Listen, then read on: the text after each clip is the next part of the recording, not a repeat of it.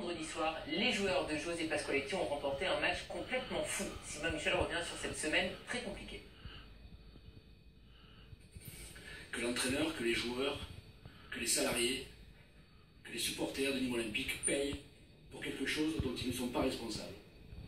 L'émotion et la colère de José Pasqualetti après la victoire contre Tours à Nîmes, l'Union sacrée est déclarée. Lundi dernier, la commission de discipline de la Ligue de football professionnelle se penche sur l'affaire des matchs présumés truqués de la saison passée. Aucun Nîmois n'est auditionné. Pasqualetti est présent en tant qu'ancien entraîneur d'Istres. La Ligue dispose d'une semaine pour rendre son verdict, mais dès le lendemain, les sanctions tombent. La commission décide de prononcer la rétrogradation d'une division du club du Nîmes Olympique à l'issue de la saison. Le club gardois, qui espérait un retrait de points, est accusé d'avoir, par le biais de son ancien président Jean-Marc Conrad et actionnaire Serge Kasparian, tenté d'arranger 4 matchs. Ceux contre le CA Bastia, Dijon, Caen et Créteil. Les clubs contactés ont refusé tout arrangement, raison pour laquelle aucun n'a été sanctionné. Jean-François Fortin, président de Caen, est d'ailleurs relaxé. Nîmes unique coupable donc, la commission de discipline estimant que la seule tentative d'arrangement mérite sanction. Serge Kasparian a donc interdiction de prendre une licence pendant 10 ans. Jean-Marc Conrad est lui suspendu de toute fonction officielle pendant 7 années. Le club nîmois, par la voix de son président Christian Perdrier, a décidé de faire appel. Sur le plan sportif, Nîmes, actuel à 7e de Ligue 2 à 5 points du podium, a désormais un objectif affiché, terminer dans les 3 premiers pour être certain de rester en Ligue 2. Un but et une situation qui ont visiblement fédéré le groupe nîmois, car les Tourangeaux ouvrent le score à la 42e minute, mais dans la foulée, Nîmes égalise grâce à Mendy. En seconde période, les hommes de José Pasqualetti vont une nouvelle fois faire preuve de caractère. Léo Schwechlen redonne l'avantage à Tours à la 70e minute, et Touafilou Maouida égalise quelques instants plus tard, un signe fort. Et puis, en toute fin de match, Anthony Martin offre la victoire aux Crocodiles. Épilogue heureux d'une semaine douloureuse pour les Nîmois, dont le combat vient de commencer.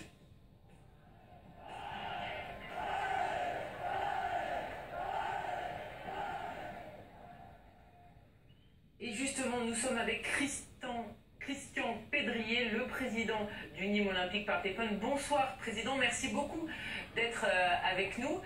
On a appris que vous alliez faire appel de la décision de la Ligue de football professionnel. Quelle est votre stratégie maintenant? Est-ce que vous allez viser la montée qui vous permettrait donc de rester en Ligue 2 ou est-ce que vous devez déjà préparer une possible rétrogradation et surtout un club qui évoluerait en national, donc avec des licenciements, etc. à envisager? Écoutez, déjà, on a été assommé mardi soir. On ne s'attendait pas à une sanction aussi sévère. On va se battre pour essayer de rester en Ligue 2. On va faire appel pour aller jusqu'au bout, avec toutes les commissions d'appel qui sont possibles. Et puis on va aussi, sur le terrain, essayer d'aller chercher cette 3e place qualificative en Ligue 1 qui nous permettrait de rester en Ligue 2 au cas où les appels ne marcheraient pas et on serait rétrogradé. Donc on va se battre sur les 2 dossiers pour être sûr qu'on aura mis toutes nos forces dans la bataille. Président, bonsoir, Arnaud Tulipier. Bonsoir.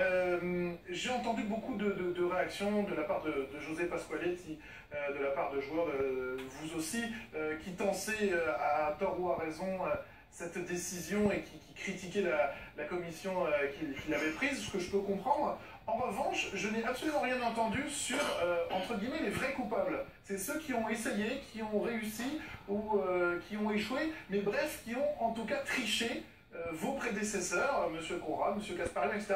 Je suis très surpris de ne pas entendre que c'est quand même eux qui vous ont mis dans cette panade. Alors je sais que vous êtes arrivé via M. Conrad au club, mais je suis très étonné de ça. Écoutez, la Ligue a fait son travail avec la commission d'enquête. Il y a au niveau judiciaire toute une enquête qui est en cours, donc là on ne peut pas savoir ce qui va se passer.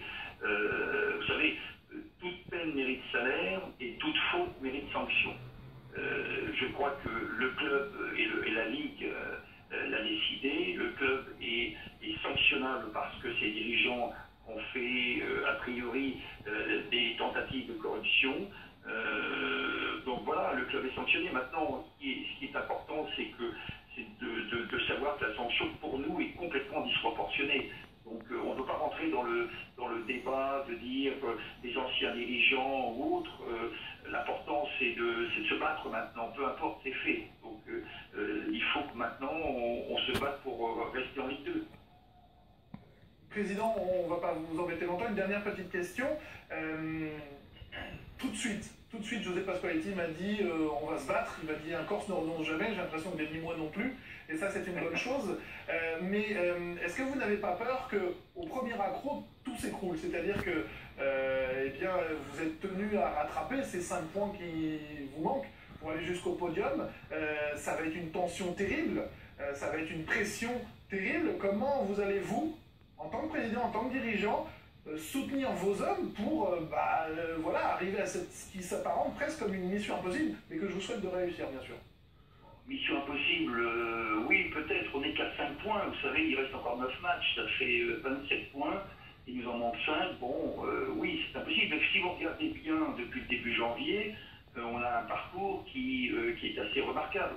Nous étions 17e à fin décembre, on est maintenant 7e, donc il suffit de continuer dans la droite ligne de ce qu'on a fait depuis le mois de janvier. Alors c'est vrai que la pression va être plus importante puisque maintenant il faut absolument décrocher, mais on a une équipe jeune, dynamique, ils y croient, et puis la foi, je dirais, renverse les montagnes, donc le coach sait mettre en place une stratégie et puis une dynamique avec ses joueurs.